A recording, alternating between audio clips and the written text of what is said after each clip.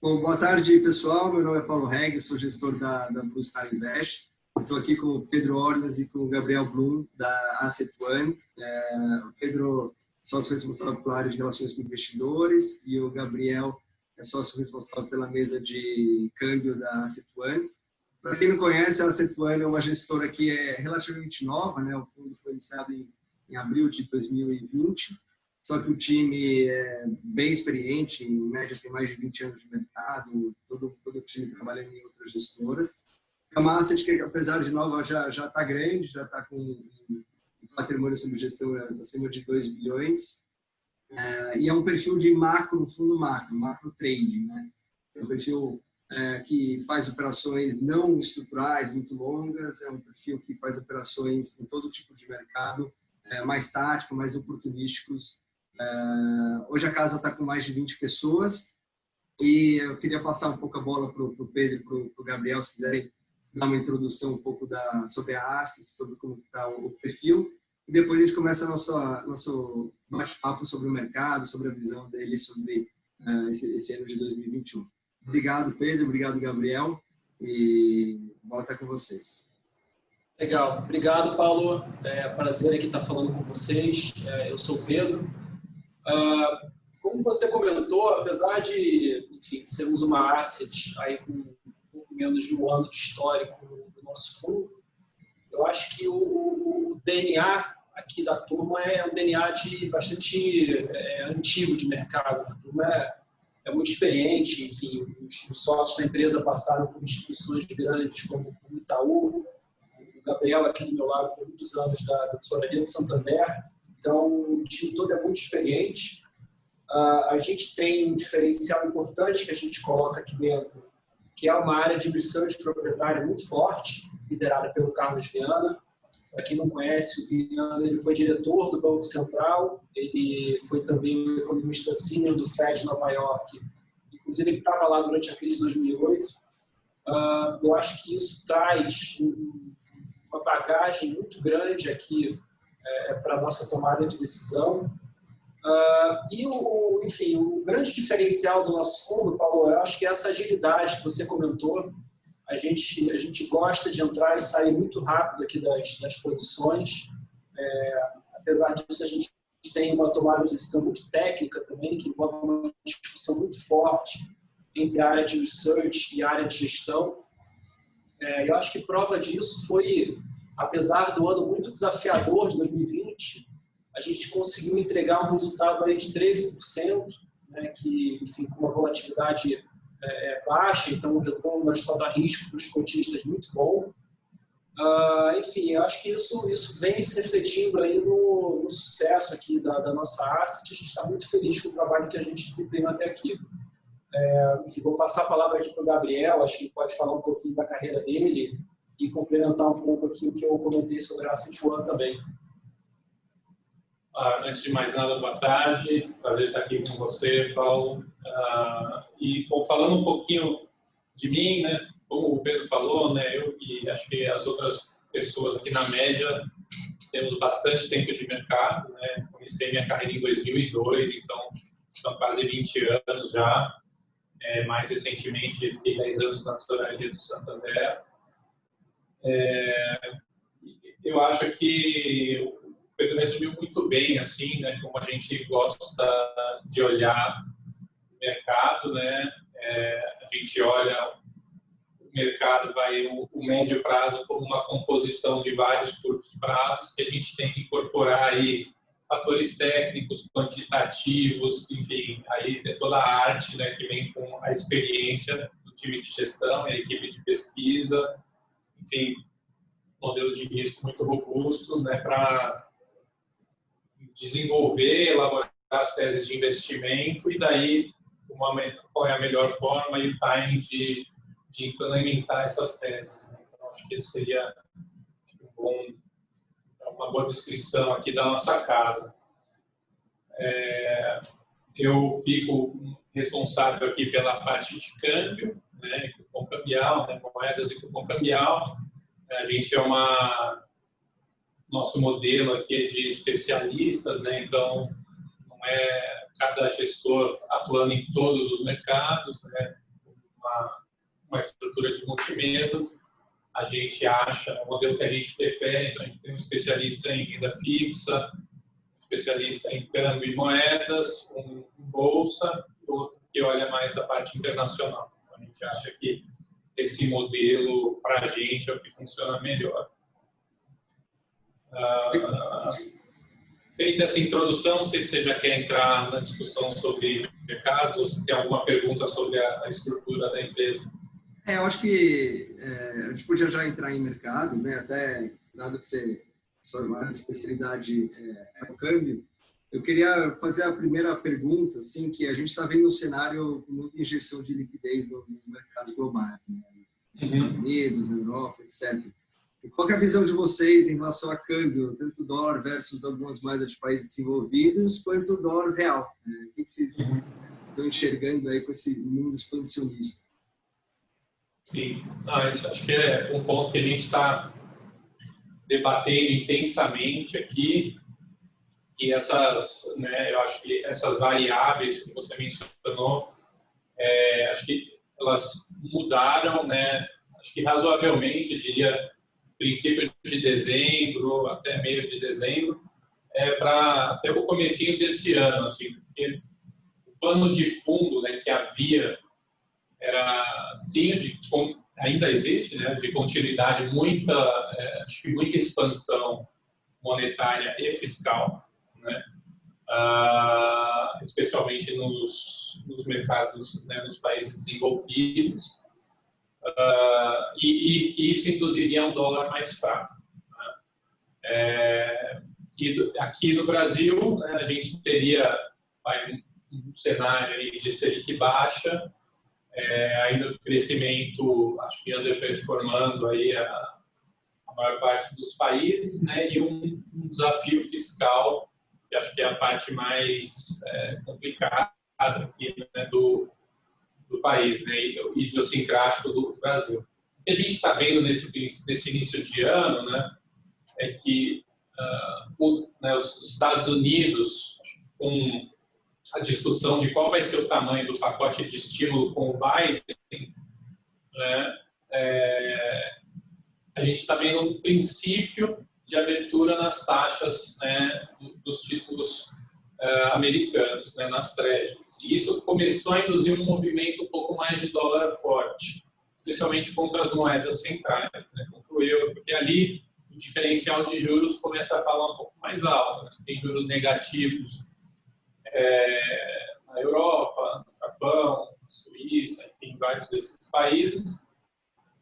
Começou um processo de abertura de juros, né, nos Estados Unidos. Então, acho que pelo menos neste cenário inicial, aí, né, nesses primeiros 15 dias do ano, 2 semanas do ano, o que tem acontecido é que essa abertura de taxas não está deixando, né, o dólar se enfraquecer contra a maioria das moedas, e especialmente contra as centrais. Esse movimento olhando à frente fica mais difícil de prever. Eu acho que, além disso, né, a gente começou a ver um pouco mais alguns bancos centrais um pouco mais vocais, né, e desconfortáveis com a fraqueza do dólar, né. Isso a gente já viu na Suíça, e mais recentemente, né, os board members do Banco Central Europeu também têm comentado um pouco sobre, né, a força do euro ou a fraqueza do dólar, né, como quiser enxergar, né. Então, acho que contra essas moedas centrais existem alguns componentes aí na equação, né. Então, tem o diferencial de juros, tem um pouquinho de intervenção local aí, e eu acho que também tem um componente que é, diferentemente da crise financeira de 2008, né, onde as medidas fiscais foram tímidas e as medidas de liquidez foram muito grandes, né, desta vez, os bancos centrais já se encontram com os juros em zero e já fazendo QI, comprando títulos, né, fazendo mais afrouxamento monetário, comprando títulos de empresas já. Então, assim, a mensagem dos bancos centrais é a de que, olha, a gente aqui já está no máximo, né, está dando muito estímulo, papel da política fiscal tentar equilibrar, resgatar, né, sustentar as economias, porque o monetário já está meio que no limite.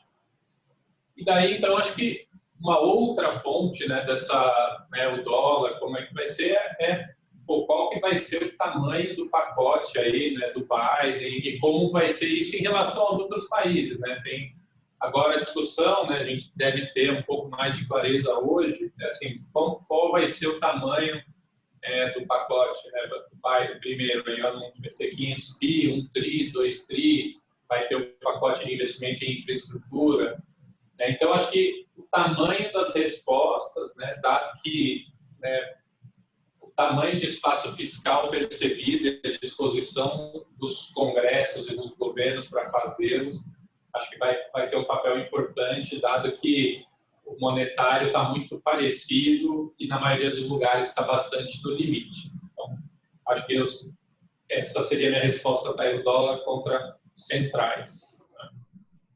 Fora daí, acho que passando para o Brasil, tá?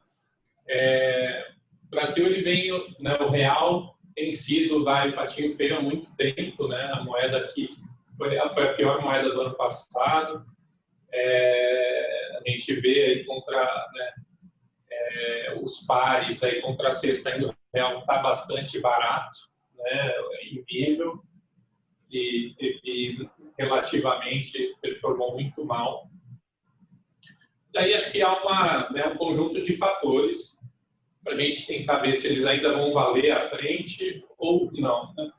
Acho que um que ocorreu e que era muito importante, né, que é um evento regulatório, né, de adequação tributária dos bancos, conhecido como a redução do overhead, ocorreu, criou uma pressão ali no final do ano passado, na virada do ano, que, enfim, foi 2/3, ela foi equacionada pelo Banco Central, né, o Banco Central neutralizou 2/3 desse lote de 15 bilhões de dólares, mas ainda assim sobrou uma compra a mercado ali, que acabou pressionando um pouquinho nesse início de ano. Bom, a gente vai ter mais um evento desse no final de 2021, que é quando a regra vai, de fato, ser extinta, né? Ela foi extinta em 2 parcelas, vamos dizer assim, mas por 11 meses aí a gente não vai mais ter esse evento, aí, esse peso, essa sombra aí sobre o mercado de câmbio aqui. Então, acho que isso mudou. Uma outra coisa que mudou, e isso é uma coisa bem mais recente, é que o mercado não vislumbrava tão cedo, né, um movimento na Selic, e acho que eu acho que na última semana a gente viu 3 membros importantes, os mais importantes do Copom, né, todos falando na mesma de estão mais fortes, né, apontando que o Banco Central deve começar uma normalização, né, uma subida de juros ainda no primeiro semestre.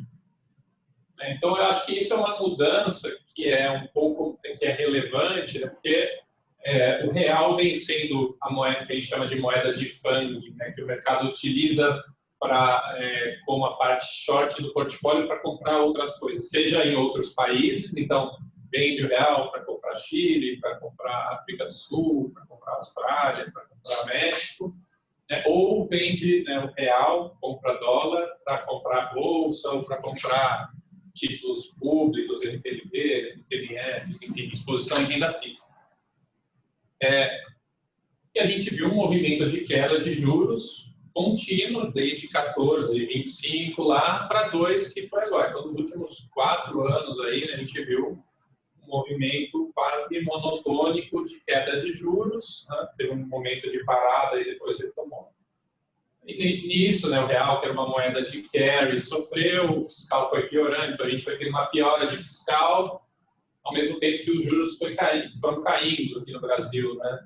não só aqui, mas na maioria dos emergentes, o que induziu a uma depreciação de todas as moedas emergentes, né? Mas a do real foi mais pronunciada, né? Então, geralmente, a resposta dos emergentes à crise é que tinha que subir os juros, porque tinha fuga de capital, etc. Não, foi diferente nessa crise, né? E as moedas depreciaram. Essa componente, então, acho que dos juros muito baixos parece estar para mudar. A gente não sabe para quanto, né? Essa discussão está bastante embrionária ainda. Para quanto o BC deve subir os juros, em qual pace, né, em qual ritmo, isso ainda está pouco claro. Vamos ver se eles vão dar uma pista aí no statement ou na ata da próxima reunião. Então, isso overhead mudou, carrego, né, o carry ou os juros, parece que muito provavelmente vão mudar. Acho que a parte que... né, tem uma parte boa que mudou ano passado, que vai continuar esse ano, que é uma melhora né, das contas externas. Então, conta corrente, né, o déficit já quase zerou. Os termos de troca estão muito favoráveis para o Brasil. Então, o que a gente exporta, né, os preços estão no high, né, soja, minério, está tudo muito alto, né? E a gente vê que o real, que geralmente aprecia em resposta à apreciação desses produtos, né, em resposta à melhora dos termos de troca, não tem respondido dessa forma, né, está atrasado. Então, isso é uma coisa que deve continuar apreciando, então teria um potencial aí,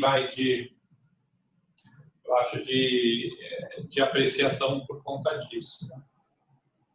E o que parece que não vai mudar, muito provavelmente, é o desafio fiscal, que é sempre o risco quando a gente está falando de Brasil. Então, acho que eu colocaria assim no real. Né? Carrego vai melhorar, o overhead a gente não vai ter por muito tempo, e acho que o fiscal ainda vai seguir como o nosso challenge num ambiente de contas externas bem mais favoráveis e termos de troca favoráveis também. Então, nesse caso, eu sei que a gente tem alguns desafios fiscais aí nesse ano, né?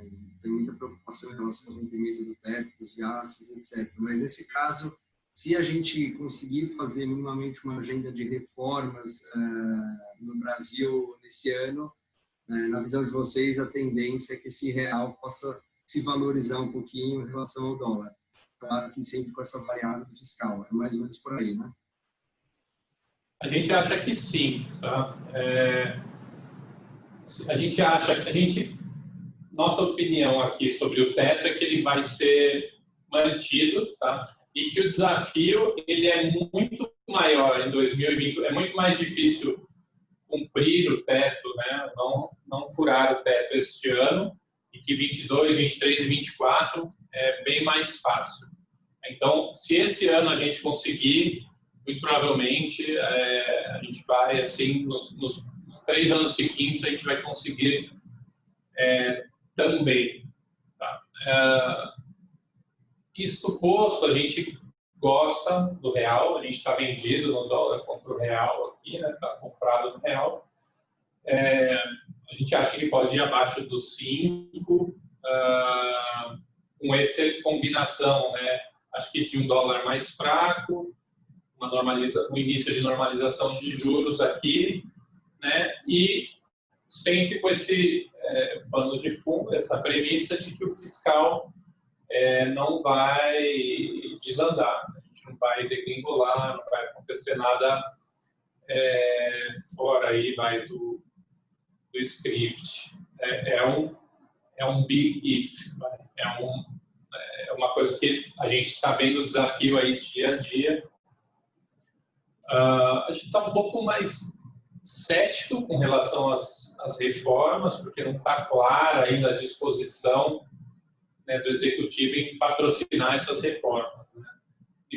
Acho que a primeira coisa é entender como vai se dar a composição do Congresso com a eleição, né, dos dois, né, o presidente do Senado e o presidente da Câmara, né, e uma vez conhecidas essas lideranças, como vai ser a relação, né, institucional do governo com o Congresso, e esse governo vai patrocinar essas reformas. A gente acha, né, que segue muito válido que o modelo, né, do presidencialismo aqui no Brasil é que o governo envia os projetos para o legislativo e aí e tenta coordenar com a base, né, e organizar a base para aprovar essas reformas. A gente não acha que vai partir do legislativo, não, nós vamos fazer uma reforma aqui, né, mesmo que o executivo não tenha enviado. Então, essa parte para a gente é menos clara.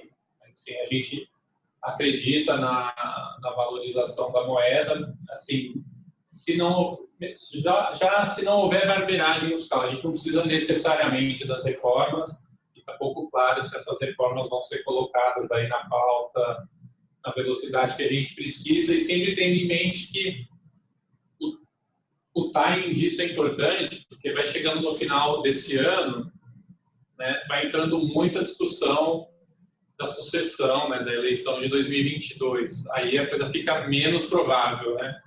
Então, o timing conta muito aí, então precisa ser meio que na primeira metade desse ano, a coisa está razoavelmente encaminhada. Acho que o risco, dado que eu estou dizendo que o risco é fiscal, então, me parece, assim, à luz de hoje, qual parece dentro dessa realidade fiscal, o maior risco?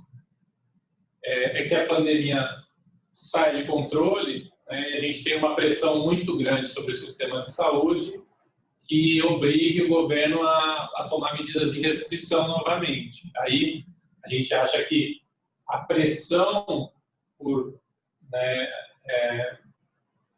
as medidas de restrição vão gerar uma pressão por novos incentivos, né, novos gastos fiscais, e daí vem esse risco. A gente não acha que hoje, não parece ser o mais provável. O que parece ser mais provável é que haja uma solução de, olha, nós não vamos fechar tudo, a gente vai começar a vacinar a população e vai ser assim que a gente vai conduzir. Mas existe um risco aí, né, que bom, se acelerar muito antes de começar a conseguir imunizar as pessoas. Bom, tem esse risco, tem que sempre ficar monitorando, né, a capacidade do sistema, como é que está, que aí é um pouco mais imponderável, mas a gente enxerga esse, né, como que seria como que a gente alimenta o risco fiscal. Parece que se der alguma coisa muito errada aí na frente sanitária. Perfeito.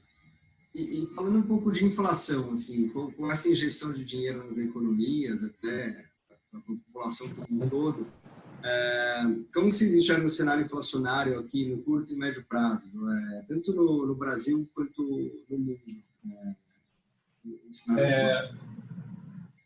Vamos lá, esse é um debate muito bom, porque há anos que as economias centrais vão tentando gerar inflação, né, nas respectivas economias, né, os bancos centrais perseguem metas de inflação que eles não conseguem cumprir sistematicamente com a inflação abaixo das metas, né?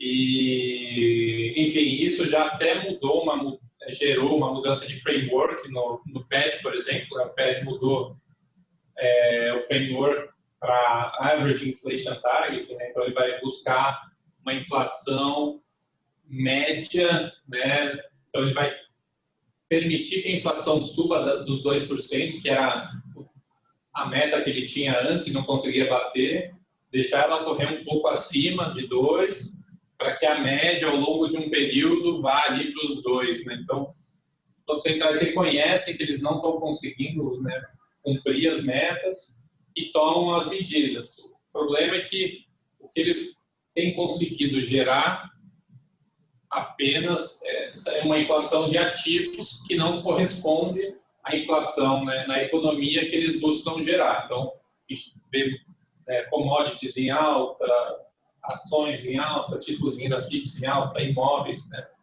É o que se chamam de The Everything Rally, né? Tá tudo subindo, né? Os ativos financeiros estão subindo.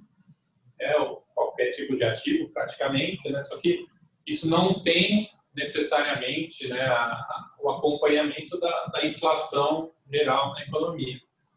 Então, é pouco claro que dessa vez eles vão conseguir, apesar de que dessa vez tem um volume excepcionalmente alto, né, mais alto de incentivo monetário, e especialmente muito mais alto de fiscal, né? Eu acho, né, ainda acredito na teoria econômica e eu acho que isso vai gerar algum tipo de inflação, mas esse mesmo tipo de aposta, né, poderia valer para a década passada e isso não se confirmou. Então é muito difícil, assim, a gente, né, olhando os indicadores antecedentes, as commodities estão em alta, né, os preços de imóveis estão subindo, você imaginaria que, né, a gente vai ver aí, né, se propagar ao longo das cadeias de produção e eventualmente até para os serviços, né, algum tipo de aumento daí, mas amplo nos preços. Mas isso é muito difícil realmente de cravar que vai acontecer dessa vez, porque foi o que o mercado, né, consistentemente errou aí nos últimos anos. E falando do Brasil, né, que daí é um caso mais... A gente sabe como a inflação aqui é um animal bem diferente de economias desenvolvidas, né? Então, a gente tinha, né, no meio do ano passado, né, no meio de 2020, quando o BC cortou a Selic para 2%, né, só para dar um exemplo, a inflação que o BC via, e o mercado via, não era muito diferente para o ano, era de 1,9%, 2%. A inflação fechou o ano em 4,5%.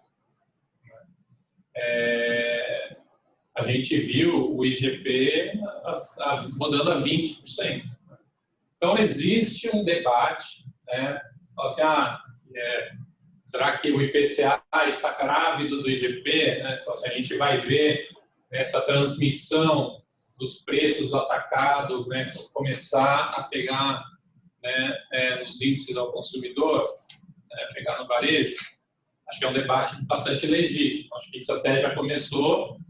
A gente está vendo o ambiente global de reflation, e isso foi um tema bastante abordado pelos 3 board members aí do Copom, os 3 diretores do Banco Central do Brasil, falando nisso, né? Olha, a gente está vendo um ambiente mais global de reflation e aqui, então, a gente provavelmente precisa começar a normalizar as taxas de juros.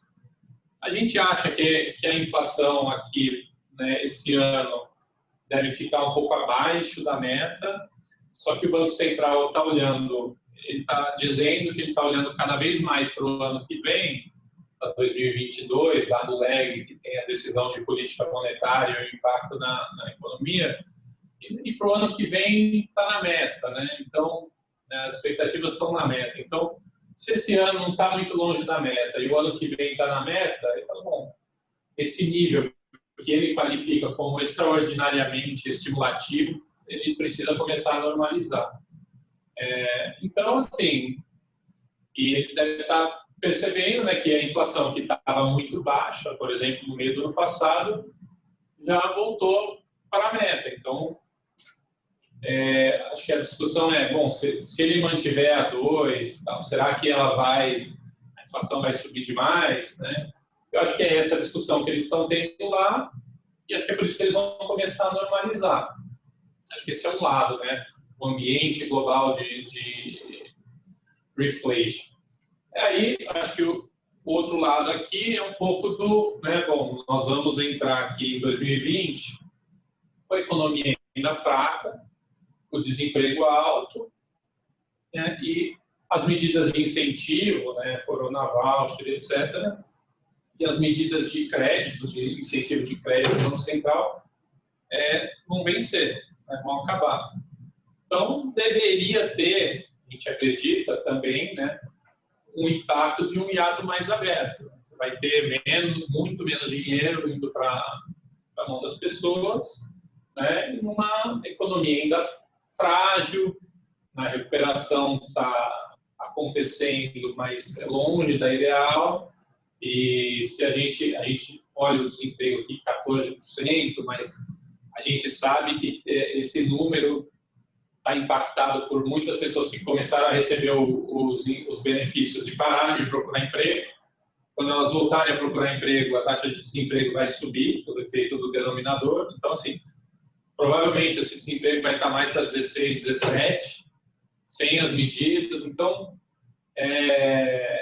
de um lado a gente está vendo a inflação acelerando, né? Mas do outro tem esse lado da economia real que talvez dê uma esfriada nas coisas. Então, a gente não vê um processo de descontrole, nem a aceleração muito forte, que é por causa desses fatores. A gente vê para esse ano um pouco acima de 3, 3,20, 3,30. Então, e por isso, assim, a gente está já falando um pouquinho de posição, nossas posições refletem isso. A gente está muito leve, quase sem posição nos livros de inflação, justamente por conta disso. Assim. Não tem nada muito claro a ser feito, nos parece. E aproveitando nessa linha, você falou um pouco que a economia no Brasil está um pouco mais fraca, níveis de desemprego altos, né? Está muito por conta do corona. Só que, por outro lado, a gente vê os preços dos ativos, principalmente na Bolsa, já batendo máximas históricas no mundo todo, isso, não só no Brasil. E acho que muito por causa do fluxo de liquidez, né, que está rodando no mundo, e por um ambiente de taxas de juros globais, 0, 1, 2%, enfim. Como que você enxerga o preço dos ativos, né, de renda variável no Brasil e no mundo? E também, até se quiser falar da posição do fundo em relação a isso, também acho que vai ser bacana. Tá. Então, acho um excelente debate, né, porque aqui, né, quando a gente olha o índice brasileiro, né, o Ibovespa, que é o mais comumente discutido, sim, quando a gente fala que a Bolsa subiu, a Bolsa fez máximo, a gente está falando do índice. Né? E o índice ele é muito pesado, né? Muito concentrado em commodities e em bancos. Né? Então, o Petro e Vale e os maiores bancos têm um peso descomunal, né? Muito grande no índice. Né? E a gente está vendo aí tanto petróleo como minério, né? Vieram fazendo novas máximas aí, né? O ambiente para os exportadores, para as produtoras de commodities como um todo está muito positivo. E a gente viu uma volta muito forte dos bancos. Assim, a Bolsa, todos os setores se beneficiaram, mas assim, é sempre bom ter em mente dessa concentração do índice brasileiro nessas duas categorias. Né?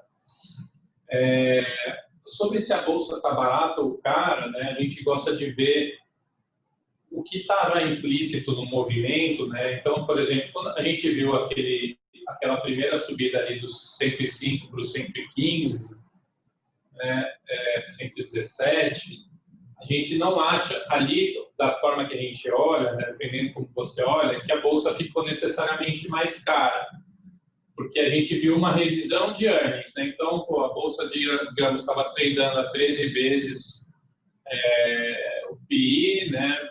Preço-lucro, continuou a 13. A única coisa é que a percepção de que os lucros seriam maiores, que os resultados seriam melhores, foi incorporada. E daí teve um movimento, acho que a última pernada aí sim ela ficou mais cara, digamos, porque daí ela foi de 13 para 14, e daí teve uma realizaçãozinha. Então, assim, eu acho que assim, a gente não acha que a Bolsa está cara, a gente acha que ela só ficou um pouco menos barata, a gente ainda gosta, estamos comprados. Eu acho sempre interessante, né, a gente fazer essa comparação de, né, como vai a Bolsa e como vai a economia. Acho que como o nosso gestor aqui de Bolsa gosta de dizer, né, a Bolsa não é necessariamente o reflexo da economia, porque, via de regra, as companhias que são listadas são as se não são as melhores, provavelmente estão entre as melhores dos seus setores de atuação. Então, provavelmente, elas vão performar um pouco melhor do que a economia mais amplamente falando. No caso das exportadoras, não tem nem o que falar, né? Um câmbio super favorável. As commodities no high, né? Geralmente, o cara que exporta, né? Se o petróleo sobe muito, se o minério sobe muito, se a soja sobe muito, ele vai ganhar aí e provavelmente vai ter um pouco de, né, contra ele o câmbio se apreciando. Aqui foi na veia, assim, o commodity subiu em dólar e o câmbio depreciou, assim. Então, teve uma conjunção muito favorável, assim. Então, assim, falando no nosso posicionamento, a gente está comprado, gosta, acha que os vetores, tanto domésticos, né, como globais, de injeção de liquidez, né, apontam, né, para isso, por isso que a gente está comprado. E deve seguir assim. Né? Acho que é só monitorar, né, o lado do supply. A gente está vendo que o ano passado teve muitas ofertas, esse ano a gente deve continuar com bastante oferta. Né? Então, a gente tem que seguir monitorando se esse ritmo de ofertas continuar sendo acompanhado por aportes, né, entradas na indústria, na captação aí de fundos de bolsa, tudo bem.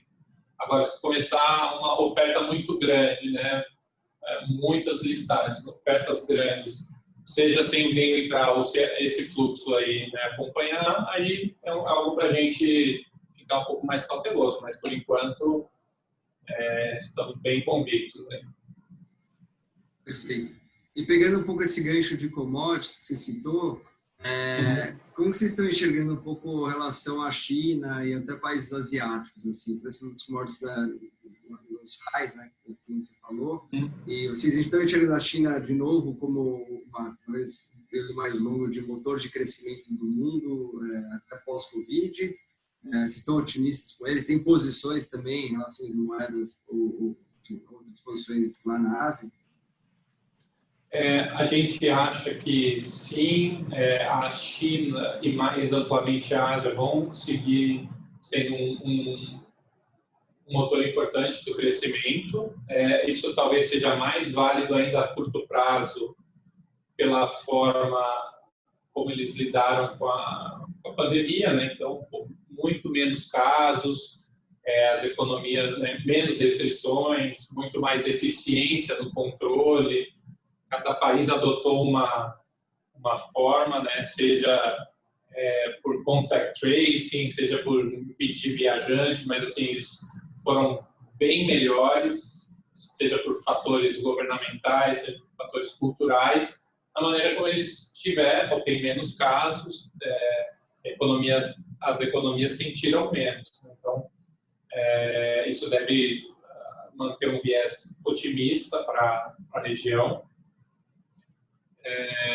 A gente tem operado, né, o CNH, né, a moeda, do lado otimista. Agora a gente não tem posição, mas a gente sabe que estruturalmente vai ocorrer um shift, especialmente se a gente tiver certo, né, essa tendência aí mais de médio prazo de dólar mais fraco.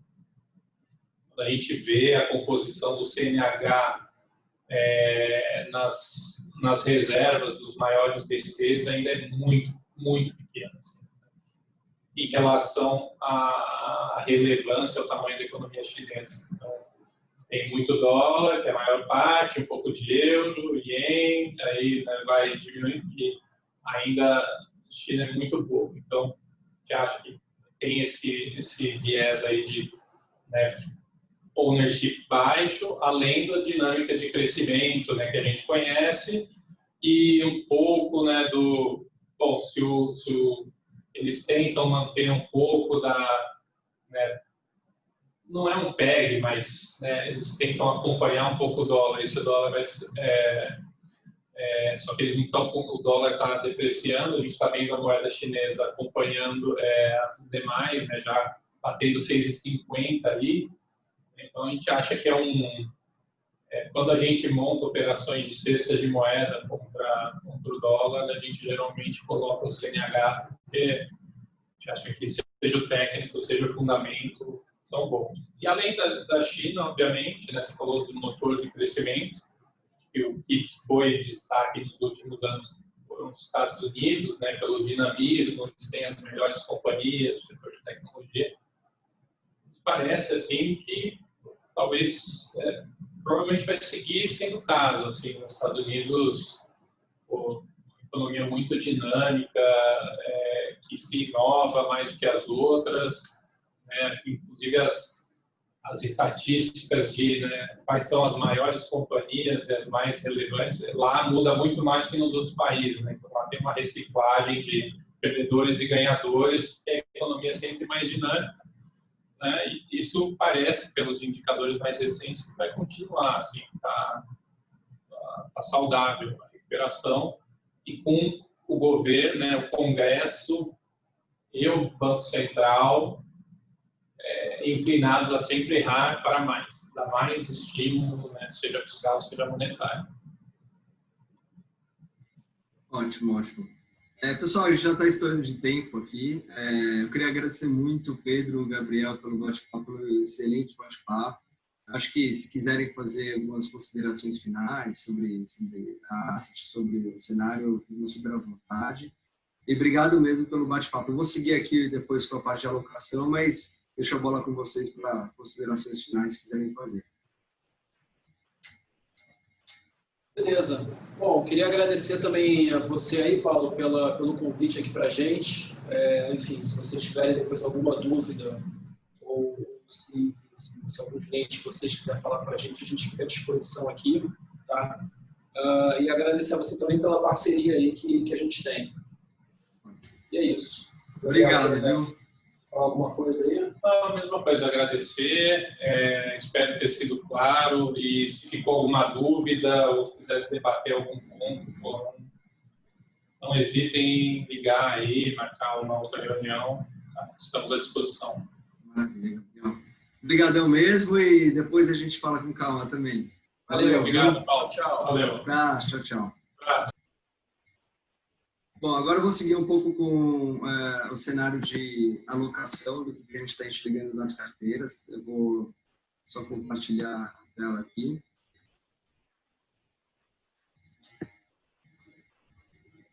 Pronto. Isso é um pouco o nosso cenário do que a gente está enxergando para esse começo de ano. Tá? Então, aqui a gente tem um comparativo do mês passado, né, da última alocação de dezembro com o mês de janeiro. Tá? Eu vou passar um pouco ponto a ponto do que a gente está enxergando. Eu acho que, bem em linha com esse call com a Asset One, a gente está enxergando um cenário de muita liquidez global, né, com um fluxo de investimentos em ativos de risco muito grande, por causa da injeção de dinheiro contra o corona, dois, porque a gente tem taxas de juros muito baixas no mundo inteiro. Então, toda essa liquidez está indo para ativos de risco, principalmente bolsa e alguns outros ativos, tá? Commodities, commodities em alta, a parte imobiliária também, e a renda variável tem se beneficiado bastante. Aqui no Brasil, a gente viu também uma entrada de fluxo estrangeiro na bolsa local, então isso está fazendo os índices estarem nas máximas, também muita entrada de investidor pessoa física. E acho que nesse momento, assim, a gente acha super importante ter uma carteira diversificada, a gente bate muito nessa tecla, né? Então ter um pouco que proteja da inflação. Aqui no Brasil, a gente tem um risco fiscal relevante, a gente tem algumas dúvidas em relação sobre riscos na Câmara, sobre o teto dos gastos, que a gente conversou agora há pouco, sobre a sustentabilidade fiscal do país. Então, é muito importante ter uma carteira bem balanceada, diversificada, alocada em diversos temas e cenários. Tá? Então, indo um pouco para a alocação, a gente está com uma cabeça de ter liquidez é bom, apesar de ter uma taxa de juros baixa, que o dinheiro parado em liquidez parece que não está rendendo nada. É bom ter liquidez, principalmente com esse cenário atual, porque essa liquidez é para ser usada em momentos em que o mercado der oportunidades. Então, sempre é bom ter caixa para uma janela de curto e médio prazo para aproveitar oportunidades que o mercado dê. Na conta de renda fixa, os índices pós-fixados, a gente estava com uma alocação -1, né, que a gente fala. A gente está indo para 0, para uma alocação neutra, porque é um pouco na linha também do que o Gabriel falou um pouco. A gente está com o cenário, talvez, para o segundo semestre, essa taxa Selic possa voltar a subir. Então, a gente já acha que uma liquidez um pouco mais longa, pós-fixada, pode começar a fazer sentido, e também porque são títulos bem conservadores. Tá? A parte pré-fixada, nos níveis de taxa atual, a gente não está muito construtivo, a gente acha que tem um risco grande fiscal, principalmente se desandar um pouco essa parte fiscal, então eu acho que a parte pré-fixada teria que ser alguma coisa mais curta mesmo, nada muito longo, porque o risco mais longo é maior. E a gente também continua construtivo com inflação na carteira, principalmente títulos de renda fixa de inflação, mais para carrega, mais para longo prazo, tem uma taxa real, às vezes inflação de 3%, 4%, isento de custo de renda. Esse carrega bom, principalmente porque a inflação no Brasil estruturalmente é alta. Você tem IPCA mais 3%, 4%, a gente acha interessante até para proteção de carteira. Em relação a multimercados, é uma outra indústria que a gente está bem construtivo. A gente acha que faz sentido ter uma alocação em multimercado, porque cada um consegue montar a sua caixinha. A Asset One é um exemplo, né? Mas tem algumas outras ótimas gestoras com fundos abertos, então aqui dá para fazer um ponto de diversificação. E tem sim uma indústria cada vez mais crescente de multimercados internacionais, tá? Fundos com a gestão em Londres, Luxemburgo, Estados Unidos ou na própria China, e se consegue sair um pouco do risco Brasil, se consegue olhar os mercados, com o time todo alocado lá fora. Então, isso é uma outra caixinha que a gente está bem construtiva, a diversificação para mercados internacionais, principalmente porque a gente está no fluxo mais pró-risco internacional. Tá? Na parte de fundos imobiliários, a gente diminuiu um pouco a alocação, muito em função de preço, a gente gosta muito da indústria, mas agora já não está tão, não tem tantos fundos assim tão descontados como estava nos últimos meses, mas a gente gosta bastante também dessa indústria e eu acho que ainda tem bastante oportunidade aqui. Tá? A gente gosta bastante também de fundos de infraestrutura, que são aqueles fundos de projetos de energia, de transmissão, que são listados em bolsa.